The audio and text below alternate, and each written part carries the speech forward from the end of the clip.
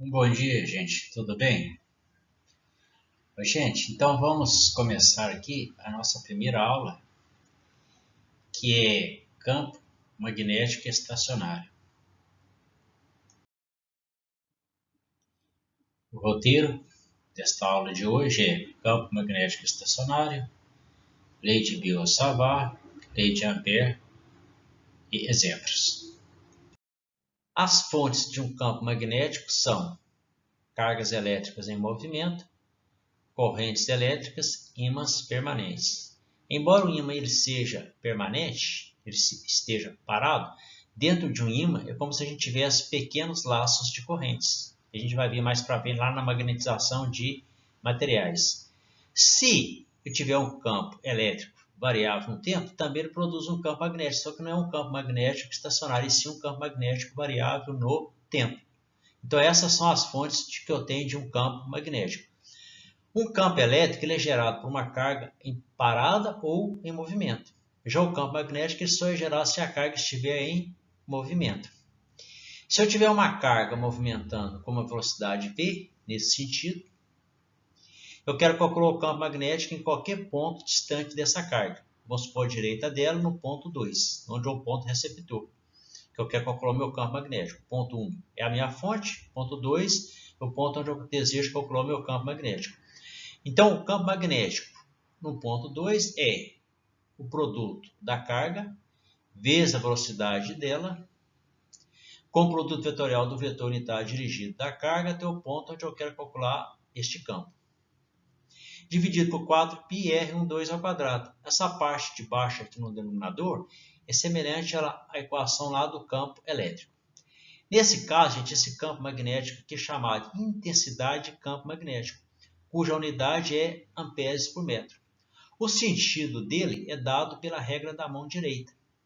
A regra da mão direita eu aponto o polegar no sentido da velocidade, para cima, e os 4 dedos da mão envolvem o campo. Então, nesse caso, uma carga movimentando nesse sentido, o campo magnético está entrando para dentro do slide, à direita da figura. Se fosse à esquerda, estaria saindo. Então, o campo magnético envolve o fio de uma forma circular. Se a gente analisar essa equação, QV com produto vetorial de AR2, eu poderia pegar aqui o QV módulo de AR12, que é igual ao módulo de QV, módulo vetor unitário 1, seno de θ. Então, o seno de θ é o ângulo que o sentido de velocidade da carga faz com essa reta aqui. Ó. Se estiver formando um certo ângulo 30 graus, eu tiver o valor da carga, eu posso calcular a minha intensidade de campo magnético simplesmente usando o seno do ângulo. Então, a intensidade do campo magnético é esta equação que a gente está vendo aqui, cuja unidade é amperes por metro. A lei de Biot-Savart, ela é estabelecida quando a gente tem uma corrente fluindo através de um fio. Eu pego o elemento diferencial desse fio, dL1, e quero calcular o campo magnético no ponto P. Então, IDL1 é o elemento aqui que eu tenho do fio, elemento de comprimento diferencial, ponto 1. E o ponto 2, então aqui o ponto 1 é a minha fonte, e o ponto 2 é o ponto onde eu desejo calcular o campo. A lei de Biot-Savart, o que ela vai dizer para mim se eu quisesse calcular o campo nesse ponto aqui? Eu teria que pegar corrente elétrica é várias cargas em movimento. Então, eu pegaria a primeira carga, calcularia o campo dela em relação a esta carga. Pegaria a segunda, calcularia o campo magnético no ponto P devido a essa segunda carga. O resultado final seria uma soma vetorial. Bom, se eu tenho um elemento diferencial de corrente, nesse pedacinho, o que eu vou fazer? Eu quero calcular o campo magnético desse ponto. Eu pegaria ao longo desse comprimento cada elemento diferencial, calcularia o campo magnético no ponto P devido a cada elemento diferencial de corrente que eu tenho nesse pedacinho e somaria o resultado final. Então, eu tenho, pela lei de Biot-Savart, a intensidade do campo magnético no ponto 2 é o produto vetorial de I1, que é a corrente que está passando esse elemento diferencial de comprimento, com o produto vetorial do vetor unitário, dirigido do ponto 1 para o ponto 2, dividido por 4π vezes R1 ao quadrado. A mesma condição válida aplicando a lei, a regra da mão direita. Então, eu aponto o polegar para cima, na direção da corrente e os demais dedos onde está o meu campo magnético. Então, se a gente olhar por aqui, o que vai ser? Se a minha corrente está nesse sentido, para cá, o meu campo magnético à direita do fio, ele está entrando para dentro da folha, ou melhor, para dentro do slide. Então, gente, à direita ele está entrando. Se eu analisar à esquerda do fio, ele está saindo. Então, o campo magnético, na verdade, ele circula o fio. Ele fica nessa circulação aqui no fio. Então, o campo magnético é o estado físico que acontece em algum ponto do espaço devido a uma corrente ou uma carga elétrica em movimento atravessando um determinado circuito elétrico. Dentro de um fio condutor, temos vários portadores de cargas em movimento. Podem ser cargas positivas ou negativas. Se eu quero calcular o campo magnético em um ponto, eu pegaria o campo magnético devido a cada uma das cargas em movimento e fazeria uma soma vetorial para calcular o campo resultante naquele ponto. Como as cargas movimentam dentro de um fio condutor de um determinado volume, com uma velocidade deriva, eu posso aplicar essa expressão aqui, a somatória das cargas dentro do fio condutor, se movimentando com a velocidade deriva, que vai ser igual a N, que são portadores de cargas por unidade de volume, por metro ao cubo, vezes a carga que coulomb, então coulomb por metro ao cubo, me dá a densidade volumétrica de cargas, vezes a velocidade de deriva. Então aqui eu tenho, se está movimentando dentro do volume, eu vou ter NV, DV, Q, VD. NV vezes Q me dá a densidade volumétrica de carga, vezes VD, que é a densidade corrente. Então eu tenho JDV. Então lá no IDR eu vou substituir o quê? Por JDV. Então a minha equação vai ficar assim, ó. Intensidade do campo magnético, JDV, com produto vetorial de AR2 sobre 4πr ao quadrado. Quando eu passar fazer a integral de um lado e outro, aqui vai me dar uma integral de volume. Se for uma lâmina, correntes distribuídas ao longo de uma lâmina fina, uma camada fina do fio condutor, no lugar da concentração de portadores de carga por unidade de volume, eu tenho portadores de cargas por unidade de área.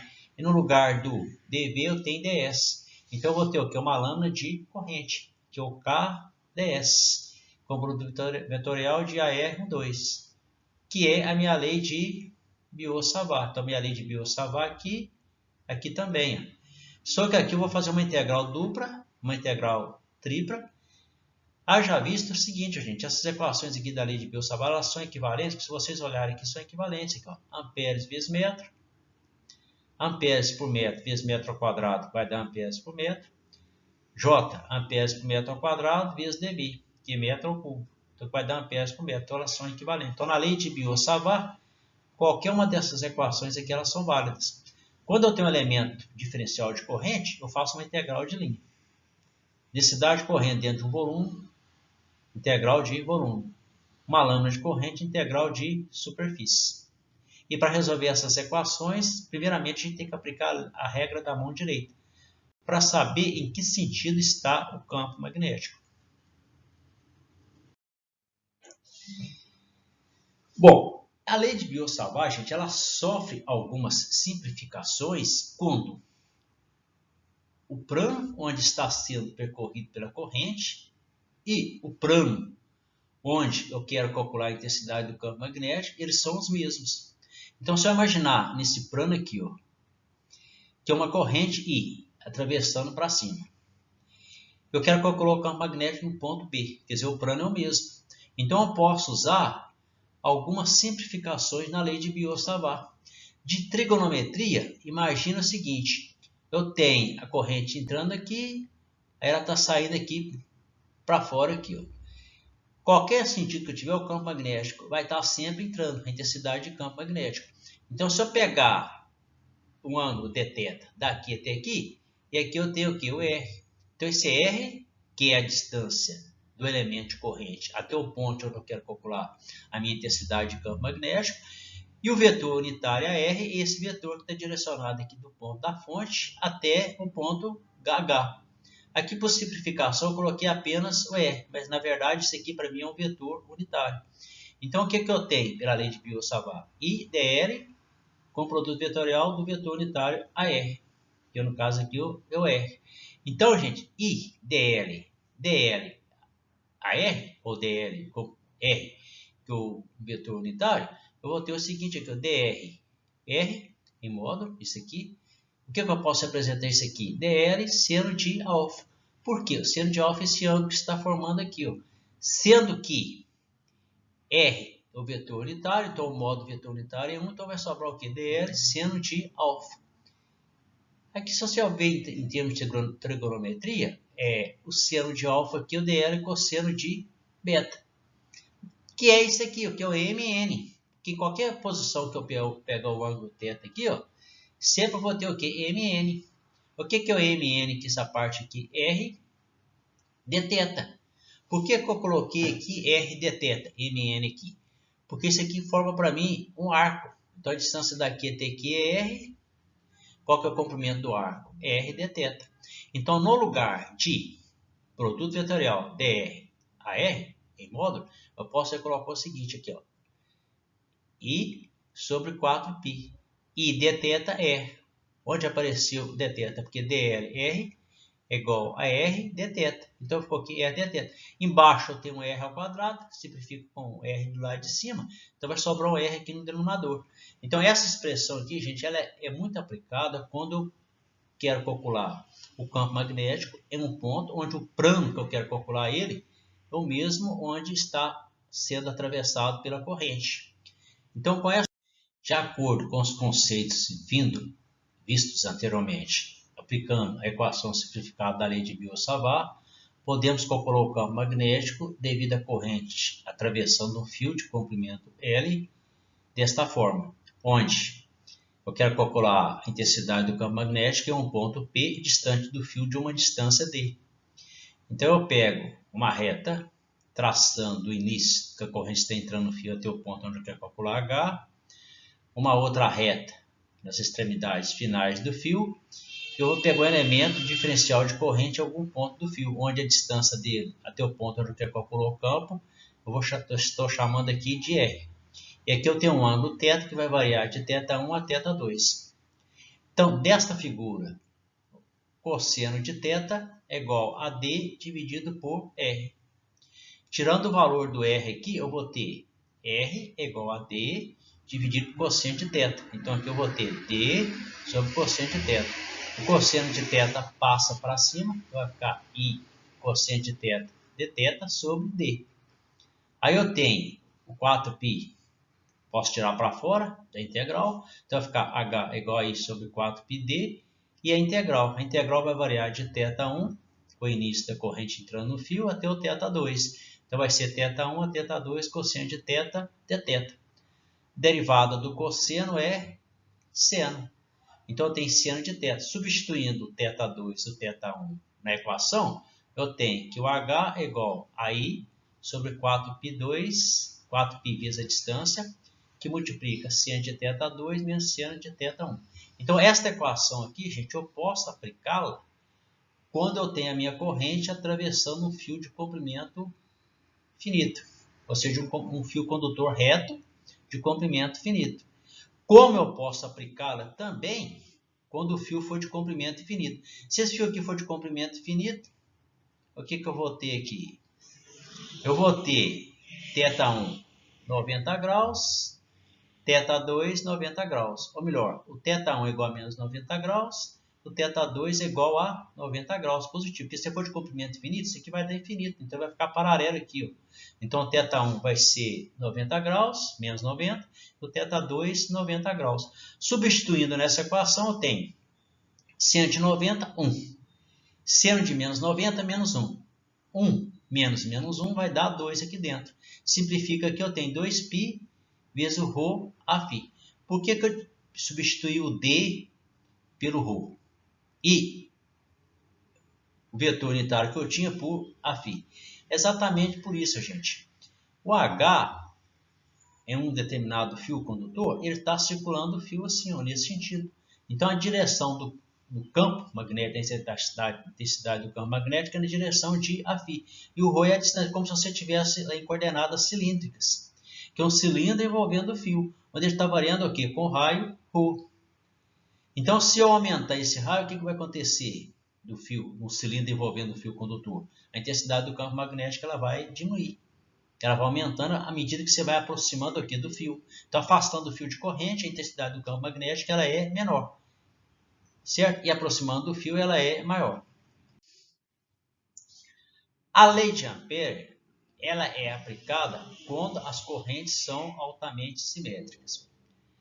Lembram-se que a lei de Gauss é aplicada quando nós temos cargas altamente simétricas. A lei de Ampere ela é aplicada quando temos correntes altamente simétricas. O que a lei de Ampere diz para a gente? Que a integral fechada da intensidade do campo magnético ao longo de um contorno fechado é igual à corrente total envolvida pelo contorno. Se a corrente estiver lá dentro, em vários sentidos, a integral de HDL é a somatória dessas correntes, de acordo com seus sentidos. Se a corrente estiver fora do contorno fechado, o H é zero, porque não tem campo magnético. Então, como a lei de Ampere, a semelhança da lei de Gauss, é aplicada quando existem simetrias, como que a gente pode aplicar ela então? Imagina bem nesta equação aqui. Quais as condições para ela ser resolvida? É quando o H ele é constante. Se o H é constante, ele pode sair para fora da integral. Aí vai ficar integral fechada de dl. Fica bem mais fácil, né? Outro detalhe. Se o H for normal a dl, o percurso, o comprimento diferencial do percurso, o que vai acontecer? Isso aqui vai dar zero. Se o H for tangencial, aqui vai dar o quê? H vezes dl. Então, vai ser H dl. Então, a lei de Ampere é aplicada quando existem simetrias. Então, a maneira de resolver isso aqui é retirar o H para fora da equação. A título de exemplo, eu coloquei este primeiro exemplo, que ele mostra para a gente o seguinte. Eu tenho um cabo coaxial, cujo condutor interno tem um raio A, o condutor externo possui raios internos B e externo C. Então, eu tenho o condutor interno de raio A e o condutor externo é como se fosse um cabo coaxial aqui. Ó. Ele tem o raio interno B e o raio externo C. Nesse cabo coaxial, gente, eu tenho uma corrente aqui, ela está para fora. Imagina que esse cabo coaxial está centralizado ao longo do eixo Z, onde na direção de mais a Z eu tenho uma corrente para fora aqui, subindo na direção de mais a Z. O retorno dessa corrente vai se dar entre B e C, ela está o quê? Para dentro. Então, vamos aplicar a lei de Ampere para resolver este problema. Por que a gente deve aplicar a lei de Ampere? Imagina bem se eu for aplicar a minha lei de Biot-Savart aqui. Olha o trabalho que dá para a gente. Então, com a lei de Ampere, eu sei que existem simetrias. Em qualquer posição que eu aplicar aqui, eu vou saber que o meu H está na direção de Aφ ou menos Aφ, dependendo aqui do sentido da corrente. Bom, para aplicar a lei de Ampere, temos três condições. A primeira é quando o raio for menor do que A. A segunda, quando ele for maior do que A e menor do que B. A terceira condição é quando ele for maior do que B e menor do que C. E a terceira é quando ele for maior do que C. Vamos primeiramente aplicar a minha lei de Ampere quando o raio for menor do que A. Para isso, gente, vamos aplicar usando coordenadas cilíndricas. Se eu fizer o meu ρ maior do que zero e menor do que A, o que a gente tem? A minha corrente não está subindo? Se você aplicar a regra da mão direita, dedão apontando para a corrente que está na direção do AZ, o meu intensidade do campo magnético vai fazer esse sentido aqui, ó, circulação em volta do fio condutor. Então, eu tenho integral de H a φ. Com produto escalar de ρ, coordenadas cilíndricas, que é o dl, ρ de φ a φ. dl em coordenadas cilíndricas para essa situação é ρ de φ a φ. Sobre o meu campo magnético, ele envolve todo o círculo. Então, é de 0 a 2π. E a minha corrente é envolvida. Aqui, gente, eu tenho que pegar apenas a parcela da corrente que está sendo envolvida por esse condutor. Se eu pegar aqui no meio, já é a corrente total, mas aqui eu tenho que pegar apenas a corrente envolvida. vai ser o quê? Igual a corrente envolvida. Para calcular a corrente envolvida, gente, vamos calcular a corrente total que eu tenho aqui. Para calcular a corrente total, eu tenho a integral de superfície de J a Z, porque eu estou admitindo que a minha corrente está na direção de mais a Z. A Z, ρ, coordenadas cilíndricas. Ρ de φ a Z. Onde o ρ vai variar de 0 até A e de 0 a 2π, que é o meu φ. Fazendo essa integral, resolvendo, gente, eu sei que a minha densidade corrente I total é igual a π sobre A ao quadrado. Em corrente contínua, gente, a densidade corrente ela se distribui uniformemente ao longo de toda a área de seção transversal do fio. Então, eu tenho o meu J. Aplicando o meu J, agora eu volto aqui, que é a minha corrente envolvida, aplicando essa equação. Então, eu vou ter integral de linha de H, dl, é igual a integral corrente, integral de superfície da densidade corrente, ds. Então, a minha densidade corrente, que é a mesma ao longo de todo esse fio, vai ser I, ρ, dividido por π ao quadrado, a z. Só que, agora, na hora que eu for fazer a integral, gente, eu tenho que pegar apenas a corrente envolvida. Então, vai ser de 0 a ρ. O ρ é onde eu estou aplicando a minha superfície amperiana. A gente chama isso aqui de superfície amperiana. Então, a minha superfície amperiana está indo de 0 até ρ. Ela não está indo de 0 até A, eu estou pegando a parte dentro do condutor. Fazendo a integral, simplificando, eu vou chegar que o H é igual a I total vezes o ρ, 2π ao quadrado a φ. Bom, o que a minha intensidade do campo magnético aumenta? Do centro. Ela vai aumentar linearmente. Até chegar no fio. Aí no fio ela começa a cair novamente. Entendeu? Então, gente, eu tenho aqui a aplicação da lei de Ampère quando o ρ está variando de 0 até A. Só que menor do que A. E se for maior do que A e menor do que B? Esse pedacinho aqui, ó. Maior do que A e menor do que B vai pegar apenas a corrente envolvida do condutor interno, que é I. Então, agora já é direta. Então, H é igual a I sobre 2π ρ a φ. Entre B e C, eu posso seguir um raciocínio semelhante a esse aqui, ó. O que vai ser a minha corrente envolvida entre B e C? Eu vou pegar a primeira corrente de dentro, que eu tenho que pegar ela, porque a lei de Ampère diz que é igual às correntes total envolvidas. Então, eu já tenho a corrente aqui, menos a parcela da corrente envolvida entre o condutor de raio B e o condutor de raio C. Então, eu tenho entre B e A vai ser integral de H, corrente envolvida. O que é a corrente envolvida ali dentro? Vai ser I menos I. Agora, eu vou pegar aqui, daqui de 0 até uma porção aqui do meio, vai ser o ρ, que é o raio, a relação dos raios. Então, ρ ao quadrado menos B ao quadrado, que é esse raio de dentro. Dividido por C ao quadrado, daqui até aqui, que é C ao quadrado, menos B ao quadrado. Simplificando e passando isso aqui, dividindo para o lado de cá, eu tenho que o H é igual a I sobre 2π ρ, que multiplica, entre parênteses, C ao quadrado menos ρ ao quadrado sobre C ao quadrado menos B ao quadrado a φ. E para ρ maior do que C, maior do que esse aqui? O que a lei de Ampère diz para a gente? A intensidade do campo magnético não é igual à corrente total envolvida? Sim.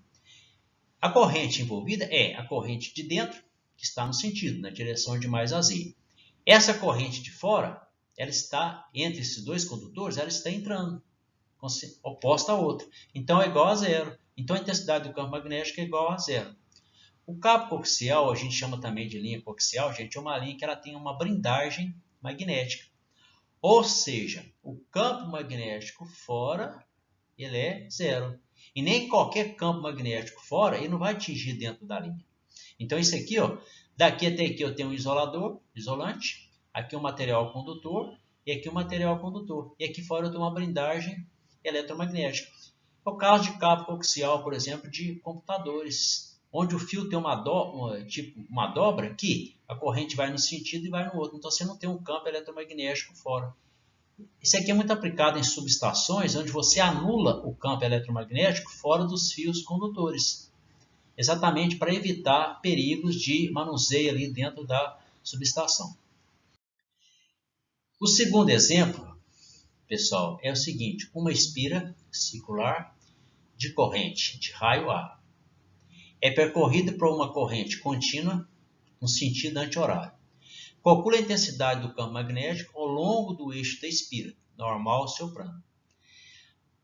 Aqui eu posicionei a espira no plano XY em Z igual a zero.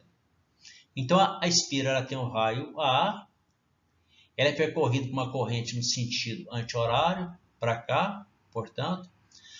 Agora, gente, vamos aplicar a lei de Biot-Savart. Eu não posso aplicar a lei de Ampère porque não existe simetria. Eu posso analisar a simetria? Posso, mas para ver quais componentes cancelam. Então, se a minha corrente está aqui nesse sentido, apontando o dedão, no sentido da corrente para cá, o dedão da mão direita, eu vou ter uma intensidade de campo magnético para cá, DH. Quando a corrente estiver neste outro lado da espira, eu vou ter uma intensidade de campo magnético para cá. O que vai ser a soma do fasor desse campo? Vai ser um subindo e o outro para cá. Quando eu pegar desse, eu tenho isso subindo e o outro para cá. Esse aqui vai cancelar ó, com este. Ou seja, a componente ρ cancela. Este ponto aqui, para mim calcular o campo magnético, ele vai ser um ponto, está lá no plano Z igual a zero. Ele vai me valer ρ, que é o próprio raio da espira que é A. O ângulo φ, que pode ter em qualquer posição do ângulo φ, coordenadas cilíndricas, zero. Esse ponto onde eu quero calcular o campo é zero, que está no centro, onde o raio é zero. O ângulo φ, que pode assumir qualquer posição do ângulo φ, e Z. O que é o campo magnético? É um vetor unitário daqui para cá. Ó. Então, eu pego o meu vetor unitário, eu vou pegar este ponto menos esse. Vai ser o quê? Menos ρ a ρ, o φ com φ dá zero, mais Z a Z. Então, o meu vetor unitário vai ser menos ρ a ρ, mais Z a Z, dividido o quê? Por raiz de ρ2 mais Z2. Agora vamos para a lei de Biot-Savart. Na lei de Biot-Savart, o que ela diz para mim? IDL, produto vetorial de AR, 4πr2. O que é o DL? No elemento onde a corrente está sendo percorrida. O que vai ser então o DL? Rho dφ. Está aqui, Rho dφ. Para a corrente nesse sentido aqui, ela está na direção de Aφ. Então, eu vou ter I, Rho dφ Aφ. Com o produto vetorial do vetor unitário que eu já calculei aqui, ó, que é menos ρ a ρ mais Z a Z. Fazendo o produto vetorial, eu tenho I ρ, produto vetorial de Aφ com AZ é a ρ. Então, vai ser aqui, ó, I ρ dφ AZ. Então, aqui, ó, Aφ com a ρ. Então, vai ser AZ. Então, I ρ dφ AZ. O produto vetorial de Aφ com AZ vai ser o ρ. Então, I ρ Z, né, dφ a ρ. Isso aqui eu já comentei com vocês, cancela por aqui, ó, de acordo com a figura. Então, gente, quando a gente vai resolver um exercício, é importante a gente aplicar bem a regra da mão direita para ver as componentes que cancelam, que simplifica muito a resolução de exercício. Vai que a gente tente a resolver a integral, isso aqui não cancela. Aí complica, né? Isso aqui dividido por 4π, que multiplica ρ2 mais Z2 elevado a 3. Onde que saiu esse termo aqui? Ó? Se você pegar aqui, é R ao quadrado. Então, vai ser ρ2, Z2, a raiz disso aqui tudo sobrou ρ2 mais Z2. Mas tem do vetor unitário. O vetor unitário é a raiz disso aqui. Ó. Então, vai ser ρ2 mais Z2, que multiplica ρ2 mais Z2 elevado ao meio. Somando, vai dar os 3 meios. A integral que eu vou fazer é de 0 a 2π. Fazendo a integral, resultou esta equação. Aqui eu posso simplificar um pouquinho, porque eu tenho 2π aqui em cima, que é a integral de φ, né? Vai dar φ, substituindo vai dar 2π. Então, a minha equação resultante é essa aqui, ó, por um fio.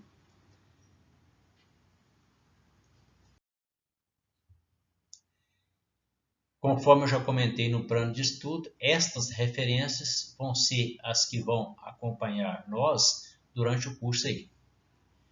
Então, vocês dão uma olhada no William, no Reich, dessa referência, no livro Método Sádico e no livro do Story. Esses dois livros aqui, a hora que a gente começar a ver a parte de ondas planas uniformes, eles vão ser mais interessantes para a gente, porque eu acho eles mais didáticos em se tratando de ondas eletromagnéticas. Esse aqui também é muito bom, mas só que lá, ele em linhas de transmissão, ele coloca ela um pouquinho, coloca antes desses dois livros aqui. Então lá, por exemplo, a linha de transmissão está antes de ondas eletromagnéticas. Aí quando você vai ver a linha de transmissão, você já não tem os conceitos de ondas eletromagnéticas, fica um pouquinho mais difícil de entender.